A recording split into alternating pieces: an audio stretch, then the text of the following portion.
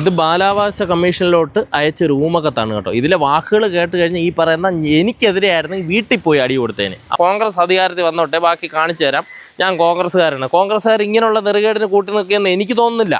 നല്ല കോൺഗ്രസ്സുകാരായതുകൊണ്ട് നല്ല കോൺഗ്രസ്സുകാരാണ് ഈ പറയുന്ന നെയ്യാറ്റിൻകരയൊക്കെ കിടക്കുന്നത്. അവർ ഈ തെമ്മാടിത്തരത്തിലൊന്നും ഈ അഡ്വക്കേറ്റിൻ്റെ കൂടെ ഒന്നും അവർ നിൽക്കില്ല. നമസ്കാരം സുഹൃത്തുക്കളെ. ഇതിന് മുമ്പ് ഏതാനും 8 മാസങ്ങൾക്ക് മുമ്പ് ഞാൻ നെയ്യാറ്റിൻകരയിലെ ഒരു പ്രമുഖ സ്കൂളിൻ്റെ മാലിന്യ വിഷയമായിട്ട് ബന്ധപ്പെട്ടൊരു വീഡിയോ ഇട്ടിരുന്നു. അതെനിക്ക് പോലീസ് സ്റ്റേഷൻ വരെ കയറി ഇറങ്ങേണ്ട ഒരു ഗതികേട് എനിക്ക് ഉണ്ടായിട്ടുണ്ട്. അത് കുഴപ്പമില്ല. അത് എല്ലാം ജെനുവലായിട്ടുള്ള കാര്യങ്ങളായതുകൊണ്ട് ആർക്കും നമുക്ക് ലീഗലായിട്ടൊരു ആക്ഷൻ നമുക്കെതിരെ എടുക്കാൻ സാധിച്ചില്ല. എല്ലാം സത്യസന്ധമായ കാര്യങ്ങളാണ്. ഇതിന് ശേഷം ഉണ്ടാകുന്ന ഒരു പ്രശ്നം, അതേ സ്കൂളിൽ തന്നെ ഒരു പ്രശ്നം ഉണ്ടാകുന്നുണ്ട്. അപ്പോൾ അതേ സ്കൂളിലെ പ്രിൻസിപ്പാളാണ് നമ്മോടൊപ്പം ഉള്ളത്. അപ്പോൾ പ്രശ്നം എന്താണെന്ന് മാഡത്തിനോട് നമുക്ക് ചോദിക്കാം. അപ്പോൾ മാഡം, എന്താണ് പ്രശ്നം അവിടെ ഇപ്പോൾ? എൻ്റെ പേര് ഡോക്ടർ ഷംന ബീഗം എന്നാണ്. ഞാൻ ഡോക്ടർ GR പബ്ലിക് സ്കൂൾ നെയ്യാറ്റിൻകരയിലത്തെ പ്രിൻസിപ്പളായിരുന്നു. ആ സ്കൂളിൻ്റെ മാനേജിംഗ് ട്രസ്റ്റി എന്ന് പറയുന്നത് അഡ്വക്കേറ്റ് RS ഹരികുമാർ സാറാണ്. ആ സ്കൂളിലത്തെ ഏക മുസ്ലിം വനിതയാണ് ഞാൻ. ഇത് ബാലാവകാശ കമ്മീഷനിലോട്ട് അയച്ച റൂമകത്താണ് കേട്ടോ. ഇതിലെ വാക്കുകൾ കേട്ട് കഴിഞ്ഞാൽ ഈ പറയുന്ന എനിക്കെതിരെയായിരുന്നെങ്കിൽ വീട്ടിൽ പോയി അടി കൊടുത്തേന്. അമ്മാതിരി കാര്യങ്ങളാണ്. ഒരു വ്യക്തിയെ പറയുമ്പോൾ ഓർക്കണം, ആ വ്യക്തിയെ മാത്രം പറയുക. അവരുടെ കുടുംബത്തിലിരിക്കുന്നവോ മക്കളെ ഒന്നും പറയില്ല. ഈ പറയുന്ന എൻ്റെ മോനെ പറഞ്ഞാൽ ഞാൻ സഹിക്കില്ല, വീട്ടിൽ കയറി അടി കൊടുക്കും. ആരായാലും ആ ഒരു രീതിയിലേ ചെയ്യുള്ളൂ. എന്താണ് ഈ ലെറ്ററിലുള്ളതെന്ന് മാഡം തന്നെ പറയും. കത്ത് വായിക്കാം. സർ, ബഹുബാലാവകാശ കമ്മീഷൻ തിരുവനന്തപുരം. ഞങ്ങൾ തിരുവനന്തപുരം ജില്ലയിലെ നെയ്യാറ്റിൻകര ഡോക്ടർ GR പബ്ലിക് സ്കൂളിലെ അധ്യാപകരാണ്. ചില രക്ഷകർത്താക്കളുടെ ആവശ്യം കൂടി പരിഗണിച്ചാണ് ഈ നിവേദനം സമർപ്പിക്കുന്നത്. വളരെ പ്രശസ്തമായ രീതിയിൽ പ്രവർത്തിക്കുന്ന GR സ്കൂളിൽ ഞങ്ങൾ വളരെ അഭിമാനത്തോടു കൂടിയാണ് ജോലി നോക്കി വരുന്നത്. ഗാന്ധിയൻ രീതിയിൽ സ്കൂൾ പ്രവർത്തിച്ചു വരുന്നത് കൊണ്ടാണ് മാനസിക സമ്മർദ്ദം ഒട്ടുമില്ലാതെ ഞങ്ങൾക്ക് ജോലി ചെയ്യാൻ സാധിച്ചു വരുന്നത്. അതുകൊണ്ടുമാണ് വിദ്യാർത്ഥികൾ സ്കൂളിൽ അഡ്മിഷൻ എടുക്കുന്നത്. മാനേജ്മെൻറ്റിൻ്റെ എല്ലാവിധ സഹകരണവും സ്കൂളിൻ്റെ സുഗമമായ നടത്തിപ്പിന് നൽകി വരുന്നു. ഈ അധ്യയന വർഷം ഷംന എന്ന പുതിയ പ്രിൻസിപ്പൽ ചുമതലയേറ്റ ശേഷം എല്ലാം അവതാളത്തിലായി. വിദ്യാർത്ഥികളെ അനാവശ്യമായി പീഡിപ്പിക്കുന്നതിൽ പ്രിൻസിപ്പൽ പ്രത്യേക മാനസിക സന്തോഷം അനുഭവിക്കുന്നതായി തോന്നുന്നു. ഭക്ഷണം പോലും സമയാസമയങ്ങളിൽ കഴിക്കാൻ അനുവദിക്കാതെയും ടോയ്ലറ്റിൽ വിദ്യാർത്ഥികളെ പോകാൻ അനുവദിക്കാതെയും നിസ്സാര കാര്യങ്ങളിന്മേൽ വിദ്യാർത്ഥികളെയും അധ്യാപകരെയും മണിക്കൂറുകളോളം പ്രിൻസിപ്പളിൻ്റെ റൂമിലും മറ്റ് ഇടനാഴികളിലും പിടിച്ചു നിർത്തി പീഡിപ്പിക്കുന്നത് നിത്യസംഭവമാണ്. 10ാം ക്ലാസ്സിൽ പഠിക്കുന്ന പ്രിൻസിപ്പാളിൻ്റെ മകൻ മാനസിക വൈകല്യമുള്ള വിദ്യാർത്ഥിയും പൊതുവെ മറ്റു വിദ്യാർത്ഥികൾക്ക് ശല്യക്കാരനുമാണ്. പ്രിൻസിപ്പാളിൻ്റെ ഭർത്താവിന് മറ്റ് ജോലിയൊന്നുമില്ലാത്തതിനാൽ സ്കൂളിൽ കറങ്ങി നടന്ന് വനിതാ അധ്യാപകരെയും ആയമാരെയും ലൈംഗിക ചുവയോടുകൂടി നോക്കുന്നതും വളരെയധികം ബുദ്ധിമുട്ടുണ്ടാക്കുന്നു. മാനേജ്മെൻറ്റിൻ്റെ പ്രതിനിധികൾ ഇല്ലാത്ത ദിവസങ്ങളിൽ തീവ്രവാദ ബന്ധം ഉണ്ടെന്ന് സംശയിക്കുന്ന പലരെയും ഇയാൾ സ്കൂൾ കോമ്പൗണ്ടിൽ വിളിച്ചു വരുത്തുന്നതും പതിവാക്കിയിരിക്കുകയാണ്. പ്രിൻസിപ്പാളിൻ്റെ ക്വാർട്ടേഴ്സ് സ്കൂൾ കോമ്പൗണ്ടിൽ നിന്ന് ഒഴിവാക്കണമെന്ന് ആവശ്യപ്പെടുന്നു. പ്രിൻസിപ്പാളിൻ്റെ ഈ വക പ്രവർത്തികൾക്കെതിരെ വിവിധ അധികാര സ്ഥാനങ്ങളിൽ ധാരാളം പരാതികൾ രക്ഷകർത്താക്കളും അധ്യാപകരും നൽകിയെങ്കിലും നാളിതുവരെ യാതൊരു നടപടിയും സ്വീകരിച്ചതായി കണ്ടിട്ടില്ല. സ്കൂൾ പ്രിൻസിപ്പൽ ആയിരിക്കാനുള്ള പ്രവൃത്തി പരിചയക്കുറവാണ് ഈ പ്രവൃത്തികൾക്ക് പിന്നിൽ. സ്കൂളിൻ്റെയും വിദ്യാർത്ഥികളുടെയും നന്മയ്ക്കും സുരക്ഷിതത്വത്തിനും അഭിവൃദ്ധിക്കും പരിചയസമ്പന്നരായ ഒരാളെ പ്രിൻസിപ്പലായി നിയമിക്കപ്പെടേണ്ട ആവശ്യകത ബോധിപ്പിക്കുന്നു എന്ന് വിശ്വാസപൂർവ്വം അധ്യാപകർ. NB ഞങ്ങളുടെ പേര് വിവരം വെളിപ്പെടുത്തുകയാണെങ്കിൽ തുടർന്ന് ജോലി ചെയ്യാൻ പറ്റാത്ത അവസ്ഥ ഉണ്ടാകുമെന്നതിനാലാണ് പേര് വിവരങ്ങൾ വെളിപ്പെടുത്താത്തത്. ഇതിനോടകം 10ഓളം അധ്യാപകർ പ്രിൻസിപ്പളിൻ്റെ പീഡനം സഹിക്കവയ്യാതെ രാജിവെച്ചിട്ടുള്ള കാര്യവും ബോധ്യപ്പെടുത്തുന്നു. ഒരു ഒപ്പിട്ടിട്ടുണ്ട്, ഒരു വ്യാജ ഒപ്പ്. പക്ഷേ ഈ ഒരു ഒപ്പിൽ ഉള്ള ഇതിലുള്ള ഒരു നെയിമുള്ള ആരും ആ സ്കൂളിലുള്ളതായിട്ട് എൻ്റെ അറിവിലില്ല. പക്ഷേ ഇത് മാഡം അത് ലീഗലായിട്ട് തന്നെ പോവുകയാണ് കേട്ടോ. ഇവരെ ആദ്യം പ്രിൻസിപ്പളായിട്ട് എടുക്കുന്ന ടൈമിൽ മുസ്ലിമാണെന്ന് അറിഞ്ഞില്ലായിരുന്നു. അപ്പോൾ ആ ഒരു പോസ്റ്റിൽ കയറ്റി വെച്ചതിന് ശേഷം ഇങ്ങനെ ടോർച്ചർ ചെയ്യാൻ നിങ്ങൾക്ക് ആരാണ് അധികാരം തന്നത്? എന്തും നടക്കുമെന്നാണോ പറഞ്ഞത്? ഇപ്പം പറഞ്ഞപ്പോഴത്തേന് പറഞ്ഞാൽ കോൺഗ്രസ് അധികാരത്തിൽ വന്നോട്ടെ, ബാക്കി കാണിച്ചു തരാം, ഞാൻ കോൺഗ്രസ്സുകാരാണ്. കോൺഗ്രസ്സുകാർ ഇങ്ങനെയുള്ള നെറുകേടിന് കൂട്ടി നിൽക്കുകയെന്ന് എനിക്ക് തോന്നുന്നില്ല. നല്ല കോൺഗ്രസ്സുകാരായതുകൊണ്ട് നല്ല കോൺഗ്രസ്സുകാരാണ് ഈ പറയുന്ന നെയ്യാറ്റിൻകരയൊക്കെ കിടക്കുന്നത്. അവർ ഈ തെമ്മാടിത്തരത്തിലൊന്നും ഈ അഡ്വക്കേറ്റിൻ്റെ കൂടെ ഒന്നും അവർ നിൽക്കില്ല. കാരണം അവരൊക്കെ നട്ടലുള്ളവരായതുകൊണ്ടാണ് ഇപ്പം ജയിച്ച് കയറി വന്നിരിക്കുന്നത്. അവരിങ്ങനെ മോശം പ്രവർത്തിക്ക് പോകുന്ന എനിക്ക് ഒരിക്കലും തോന്നുന്നില്ല, ഇങ്ങനെ സപ്പോർട്ട് ചെയ്യുമെന്ന് തോന്നുന്നില്ല. സാധാരണ ഒരു പിച്ചക്കാരൻ പോലും ഇങ്ങനെയുള്ള സ്വഭാവം വെച്ച് സപ്പോർട്ട് ചെയ്യില്ല. അത്രയ്ക്ക് നെറുകെട്ട പരിപാടിയാണ് കാണിക്കുന്നത്. ഞാൻ ജോയിൻ ചെയ്ത ദിവസം തൊട്ട് തന്നെ ഈ പറയുന്നത് പോലത്തെ ബുദ്ധിമുട്ടുകൾ, പലതരത്തിലുള്ള ബുദ്ധിമുട്ടുകൾ എനിക്ക് ഹരിസാറിൻ്റെ നിന്ന് ഉണ്ടായിട്ടുണ്ട്. സാറ് പറയുന്നതേ അവിടെ നടക്കുകയുള്ളൂ. സാറാണ് അവിടെ എല്ലാം തീരുമാനിക്കുന്നത്. അവിടെ ജസ്റ്റ് ഒരു ഡമ്മി പോലെ സാറ് കാട്ടിക്കൂട്ടുന്ന എല്ലാ കൊള്ളരുതായ്മയ്ക്കും ഒരു പഴി ചാരാനായിട്ട് ഒരാൾ സാറിന് വേണം. സാറ് ഈ മാനേജിങ് ട്രസ്റ്റി ആയതിനു ശേഷം ഞാൻ 6ാമത്തെ പ്രിൻസിപ്പളാണ്. അതിനു മുമ്പ് ഒരു രാജ്മോഹൻ സാർ ഇരുന്നിട്ടുണ്ട്, ഗൗരി മാം, പിന്നെ ഒരു ജോ സാർ ഇരുന്നിട്ടുണ്ട്, പിന്നെ ദിവ്യ മാം ഇരുന്നിട്ടുണ്ട്, നീമ മാം ഇരുന്നിട്ടുണ്ട്. അതിനുശേഷമാണ് ഇപ്പം ഞാൻ പ്രിൻസിപ്പളായിട്ട് ഞാൻ ചാർജ് എടുത്തത്. അപ്പോൾ ഇതുപോലെ തന്നെയാണ് മുൻ വർഷങ്ങളിലെ പ്രിൻസിപ്പൽമാരെയും ഇതുപോലെ ഓരോ കാരണങ്ങൾ സാർ ഓരോ കാര്യങ്ങൾ കാട്ടിക്കൂട്ടുന്നതിൻ്റെ പഴി പ്രിൻസിപ്പൽമാരുടെ പുറത്ത് വയ്ക്കും, എന്നിട്ട് അവരെ പറഞ്ഞയക്കുന്നതാണ് ചെയ്യുന്നത്. ബാലാവകാശ കമ്മീഷൻ CBSEക്ക് ഫോർവേഡ് ചെയ്തു എന്ന് പറയപ്പെടുന്ന ഒരു അനോണിമസ് ലെറ്റർ, ആ ലെറ്റർ അധ്യാപകർ എന്ന് എഴുതിയിട്ടുള്ളതാണെന്ന് പറഞ്ഞിട്ടാണ് ആ ലെറ്റർ വന്നിട്ടുള്ളത്. ആ ലെറ്ററിൻ്റെ അടിസ്ഥാനത്തിലാണ് എന്നെ മാറ്റി നിർത്തിയില്ലെങ്കിൽ CBSE ഡയറക്ടറിനെ അറസ്റ്റ് ചെയ്തിട്ട് പോകും, എന്തായാലും ഇങ്ങനെ ഒരു കാര്യം പറഞ്ഞിട്ടാണ് എന്നെ ടെർമിനേറ്റ് ചെയ്തിട്ടുള്ളത്. എന്നെ വേണ്ടാന്നുണ്ടെങ്കിൽ നേരത്തെ പറയാമായിരുന്നു, എനിക്ക് മറ്റൊരിടത്ത് ജോലി തിരക്കാമായിരുന്നു. ആ കത്ത് മാനേജിംഗ് ട്രസ്റ്റി ഹരികുമാർ സാറിൻ്റെ ഹാൻഡ് റൈറ്റിംഗ് ആണെന്ന് എനിക്ക് നല്ല സംശയമുണ്ട്. അത് ഫോറൻസിക് പരിശോധനയൊക്കെ നടത്തേണ്ടതാണ്. ആ കത്തിൽ എന്നെ മാത്രം പറഞ്ഞിരുന്നെങ്കിൽ ഞാൻ പിന്നെയും സഹിക്കുമായിരുന്നു. ടെർമിനേറ്റ് ചെയ്യാൻ വേണ്ടിയിട്ട് പല കാര്യങ്ങളും ഉന്നയിച്ചപ്പോൾ ഹൃദയഭേദകമായ അവർക്ക് ഹൃദയത്തെ വേദനിച്ചൊരു വാക്കെന്ന് പറഞ്ഞാൽ വർഗീയവാദി എന്നാണ് അവർ വിശേഷിപ്പിച്ചത്. അതുപോലെ തന്നെ അദ്ദേഹത്തിൻ്റെ ഈ പറയുന്ന പ്രിൻസിപ്പാളിൻ്റെ മകനെ അവർ പറഞ്ഞത് മാനസിക വൈകല്യമുള്ള കുട്ടിയെന്നാണ്. മോനെ വന്ന് ഇവനെ കണ്ടിട്ട് നിങ്ങൾക്ക് എന്തെങ്കിലും തോന്നുന്നുണ്ടോ മാനസിക വൈകല്യമുള്ള കുട്ടിയാണെന്നൊക്കെ?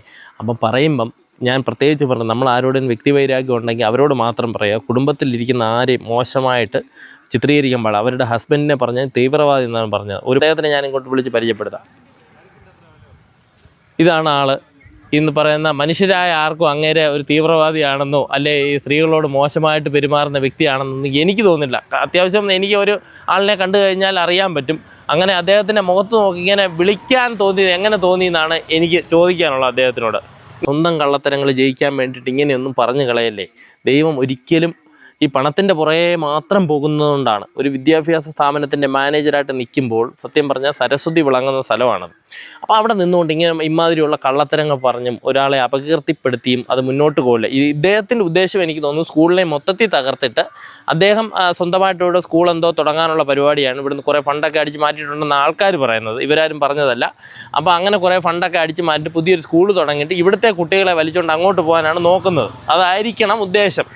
അപ്പോൾ ഈ മോനെ ഇനി 10ാം ക്ലാസ്സിലെ നമ്മുടെ ഒരു കുട്ടിയുടെ അടിസ്ഥാന വിദ്യാഭ്യാസം പൂർത്തിയാകുമെന്ന് പറഞ്ഞാൽ 10ാം ക്ലാസ് കഴിയുമ്പോഴേ 10ാം ക്ലാസ് ആണ് നമ്മളൊക്കെ പറയില്ലേ 10ാം ക്ലാസ്സാണ്. ആ 10ാം ക്ലാസ് വിദ്യാഭ്യാസം ഇനി രണ്ടിടത്തായിട്ട് ചെയ്യാൻ കഴിയില്ല. അപ്പോൾ ഈ പഠിച്ചു വന്ന ആ ഫ്ലോയിൽ തന്നെ ഇവിടെ തന്നെ പഠിക്കണം. അത് അവിടെയൊക്കെ അദ്ദേഹം പറയുന്ന അവിടെ പഠിപ്പിക്കാൻ കഴിയില്ലെന്ന് പറയുന്നത്.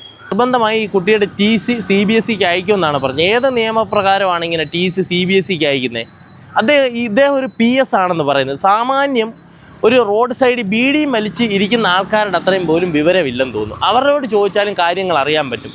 അതുപോലും വിവരമില്ലാതെ ഇങ്ങനെ അസഭ്യമായിട്ട് ഒരാളെ പറയും, ഒരു ഡോക്ടറേറ്റിലിരിക്കുന്ന ഒരാളെ കുറ്റം പറയുകയും അതുപോലെ തന്നെ മോശമായ പ്രവർത്തികൾക്കും നാട്ടുകാർക്കും അതുപോലെ തന്നെ പരിസരവാസികൾക്കും മൊത്തം ബുദ്ധിമുട്ടാണ്. ഇദ്ദേഹത്തെ പറ്റി ഒരു മനുഷ്യൻ പോലും ഇന്ന് വരെ നല്ലത് പറഞ്ഞിട്ടില്ല. ഞാൻ ഇതിനു മുമ്പ് ഒരു വീഡിയോ ചെയ്യാൻ പോയപ്പോഴും നല്ലതാരും പറഞ്ഞിട്ടില്ല. കൂടെ നിൽക്കുന്ന ആൾ മോശമാണ്, എന്ത് നാറിത്തരവും കാണിക്കും, പുള്ളിയുടെ ഭാഗം ജയിക്കാനായിട്ട് എന്ത് ചെറ്റത്തരവും അങ്ങനെ കാണിക്കുമെന്ന് പറയാം. അങ്ങനെ ഒരു വ്യക്തിയാണ് ഈ മാഡം. ഇപ്പം അഡ്വക്കേറ്റ് ഹരികുമാർ വന്നതിന് ശേഷം 6ാമത്തെ പ്രിൻസിപ്പാളാണ്.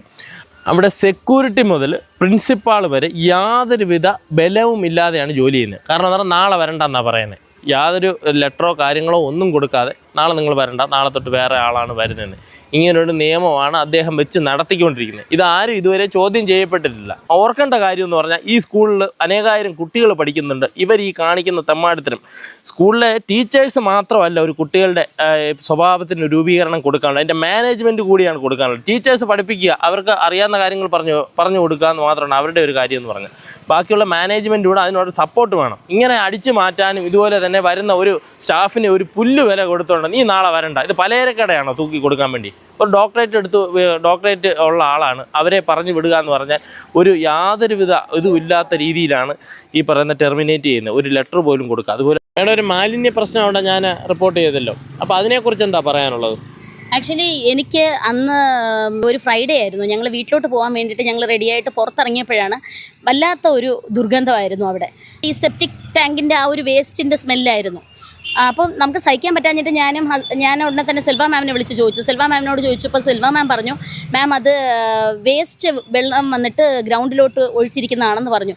അപ്പം ഞാൻ ചോദിച്ചു, ഇതെന്താ സെൽവ മാം ഇങ്ങനെ ഭയങ്കര സ്മെല്ലാണല്ലോ എന്ന് ചോദിച്ചപ്പോഴത്തേക്ക് അവർ പറഞ്ഞു, മാം ഇത് എപ്പോഴും ഇവിടെ ഇങ്ങനെ ചെയ്യുന്ന കാര്യം തന്നെയാണ്, അത് ഇനിയിപ്പോൾ 2 ദിവസത്തിൽ അത് വെയിലൊക്കെ ഉണ്ടാവുമല്ലോ മാം, അതങ്ങ് പൊയ്ക്കോളും എന്ന് പറഞ്ഞു. അപ്പം ഞാനും ഹസ്ബൻഡും ഒക്കെ വളരെ വിഷമത്തോടെ ഇറിറ്റേറ്റഡ് ആയിട്ടാണ് ഞങ്ങൾ ഇതെന്താ ഈ കാണിക്കുന്നതെന്ന് അറിയില്ലല്ലോ എന്ന് പറഞ്ഞിട്ട് ഞങ്ങളന്ന് വീട്ടിലോട്ട് പോയത്. പക്ഷെ അതിന് ശേഷമാണ് അത് ഫേസ്ബുക്കിലൊക്കെ ലൈവൊക്കെ വന്നതും അത് വലിയ വിഷയമായതും ഒക്കെ. പക്ഷെ അന്നും എല്ലാവരും എന്നെയാണ് പൊങ്കാലയിട്ടത്. അല്ല, ഈ ഒരു റാങ്കിലിരിക്കുന്ന പ്രിൻസിപ്പളായിട്ട് ഇരിക്കുന്ന ഒരാൾ ഇങ്ങനെ ഒരിക്കലും സംസാരിക്കില്ല. അവർ പഠിച്ചു വന്ന രീതി അതിനെ അനുവദിക്കില്ല. അത് ഏതോ ഒരു വല്ല തരംതാണ രീതിയിലുള്ള ആളാണ് സംസാരിച്ചത്. അത് ഒരിക്കലും എനിക്ക് വിശ്വസിക്കാൻ കഴിഞ്ഞിട്ടില്ല. മേഡം അങ്ങനെ സംസാരിക്കില്ല എന്ന് എനിക്ക് ഉറപ്പുണ്ട്. റിപ്പോർട്ടർ ചാനലിൽ നിന്ന് കോൾ വന്ന സമയത്ത് അത് ശരിക്കും അറ്റൻഡ് ചെയ്തതും അത് സംസാരിച്ചത് മോഹന മാമാണ്. മോഹന മാം എന്ന് പറയുന്നത് അവിടുത്തെ അക്കൗണ്ട്സ് ഓഫീസറാണ്. അവരാണ് അങ്ങനെ സംസാരിച്ചത്. സാധാരണ മോഹന മാമിൻ്റെ അടുത്തൊന്നും ആർക്കും ഒന്നും പോയി സംസാരിക്കാൻ പറ്റത്തില്ല. കാരണം അവരുടെ സംസാര രീതി അങ്ങനെയാണ്. അവർ വളരെ ഹാർഷായിട്ടാണ് എടി വാടി പോടി എന്നൊക്കെയാണ് ടീച്ചേഴ്സിനെ പോലും അവർ അഭിസംബോധന ചെയ്യുന്നത്. മോഹന മാമാണ് ഹരിസാറിൻ്റെ എല്ലാ തരത്തിലുള്ള ഈ സാമ്പത്തിക ക്രമക്കേടുകൾക്കും കൂട്ടു നിൽക്കുന്ന വ്യക്തി. പിന്നെ അതുപോലെ സ്മിത മാമാണ് അവിടെ എല്ലാവരുമായിട്ട് സംസാരിച്ചത്. അവർ KG കോർഡിനേറ്ററാണ്. പക്ഷേ അവരാണ് ഫുൾ ടൈം ഹരിസാറിൻ്റെ ഒപ്പമുള്ള ഹരിസാറിൻ്റെ ഉപദേഷ്ടാവ്. അവർ തന്നെയാണ് എല്ലാ കാര്യങ്ങളും അവർ തീരുമാനിക്കുന്നത്. അവർക്ക് ഇഷ്ടമില്ലാത്ത ആർക്കും അവിടെ നിൽക്കാൻ പറ്റില്ല എന്ന് തന്നെ അവർ എല്ലാവരുടെ അടുത്തും വെല്ലുവിളിച്ചിട്ടുള്ള കാര്യമാണ്. മേഡത്തിന് എങ്ങനെ സാലറി കിട്ടുന്നത്? സാലറി എനിക്ക് അവിടെ ക്യാഷ് ആയിട്ടാണ് തരുന്നത്. കയ്യിലാണ് തരുന്നത്.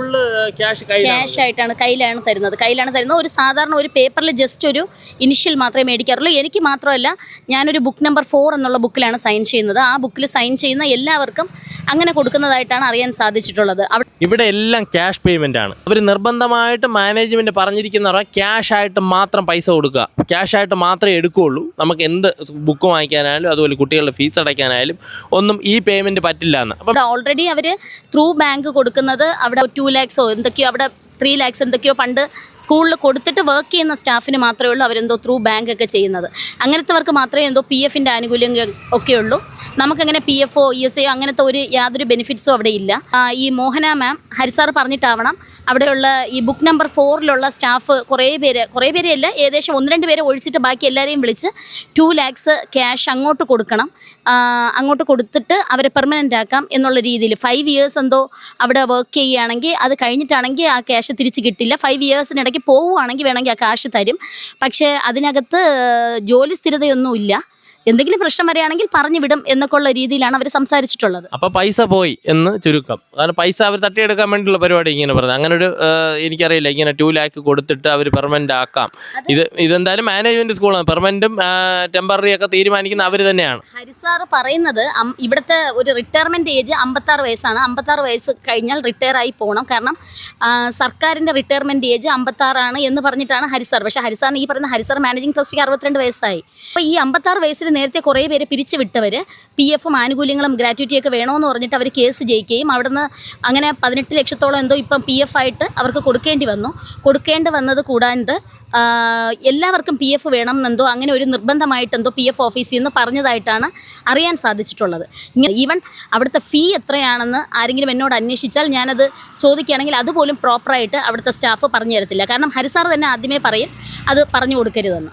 രണ്ടാമത് ഈ വിഷയത്തിൽ ഞാൻ ഇടപെടുന്നതെന്ന് പറഞ്ഞാൽ, ഈ മാഡം എന്നെ വിളിച്ചു, എന്നെ സ്കൂളിൽ പൂട്ടിയിട്ടിരിക്കുകയാണ്, സ്കൂളിലെ ക്വാർട്ടേഴ്സിൽ പൂട്ടിയിട്ടിരിക്കുകയാണ്, എനിക്ക് വെളിയിൽ പോലും ഇറങ്ങാൻ പറ്റുന്നില്ല എന്ന് പറഞ്ഞു. അപ്പോൾ ഞാൻ പറഞ്ഞു നേരെ പോലീസ് സ്റ്റേഷനിൽ അറിയിക്കുക. പോലീസ് സ്റ്റേഷൻ എന്ന് പറഞ്ഞാൽ അവർക്ക് സ്വാധീനമുള്ള സ്ഥലമാണ് കേട്ടോ, ഇദ്ദേഹത്തിന് സ്വാധീനമുള്ള സ്ഥലമാണ്. കാരണം എനിക്കും അറിയാം, ഒരു കാരണമില്ലാതെ എന്നെയും പിടിച്ച് കുറേ നേരം അവിടെ ഇരുത്തിയിട്ടുണ്ട്. അപ്പം ഇരുത്തിയിട്ടുണ്ടെങ്കിൽ ഞാൻ പേടിച്ചൊന്നും പോയില്ല, നമ്മൾ തെറ്റൊന്നും ചെയ്തിട്ടില്ല. അപ്പം വിളിച്ച് പറഞ്ഞു സ്റ്റേഷനിൽ നാളെ വന്നിട്ടാണ് മാഡത്തിനെ ഇറക്കിക്കൊണ്ട് പോയത് കേട്ടോ. ഇടയ്ക്ക് അവർക്ക് വെളിയിൽ ഇറങ്ങാൻ കഴിഞ്ഞത്. പിന്നെ സ്റ്റേഷനിൽ വന്ന് ചെറിയൊരു ഒത്തുതീർപ്പായി. അതിനുശേഷമാണ് സാവകാശം കൊടുക്കണമെന്ന് പറഞ്ഞാൽ ആ സാവകാശമൊക്കെ കൊടുത്തു. കുറച്ച് ദിവസങ്ങൾ, ഒരു 10 ദിവസത്തിനകത്തുള്ള സാവകാശമാണ് കൊടുത്തത്. പിന്നെ ഈ വീഡിയോ ചെയ്തത് പൂർണ്ണമായിട്ടുള്ള തെളിവുകൾ വെച്ചിട്ടാണ്. ഒരു 10ഓളം തെളിവുകൾ വരില്ലേ മാഡം കയ്യിൽ? 10ഓളം ജെന്യുവലായിട്ടുള്ള തെളിവുകൾ വെച്ചിട്ടാണ് നമ്മൾ ഈ കാര്യങ്ങൾ മുന്നോട്ട് കൊണ്ടുപോകുന്നത്. വീഡിയോ എടുക്കുമ്പോൾ നമ്മൾ ഈ പറയുന്ന കാര്യങ്ങളെല്ലാം ക്ലിയർ ആണെങ്കിൽ മാത്രമേ ഞാൻ വീഡിയോ എടുക്കുകയുള്ളൂ. അവരുടെ കയ്യിൽ അത്രയും മാത്രം തെളിവുകളുണ്ട്. പിന്നെ വീഡിയോസ്, വിഷ്വൽസ് വേറെയുണ്ട്. ആവശ്യം വന്നാൽ അത് പബ്ലിഷ് ചെയ്യും. അദ്ദേഹത്തിനെയും ഭാര്യയും ഹസ്ബൻഡിനെയും മകനെയൊക്കെ പൂട്ടിയിട്ടിട്ടാണോ ഇങ്ങനെ പ്രതികാരം തീർക്കുന്നത്? അത് എവിടെ നടക്കും? ഇത് ബംഗാളൊന്നുമല്ല, ഇത് കേരളമാണ്.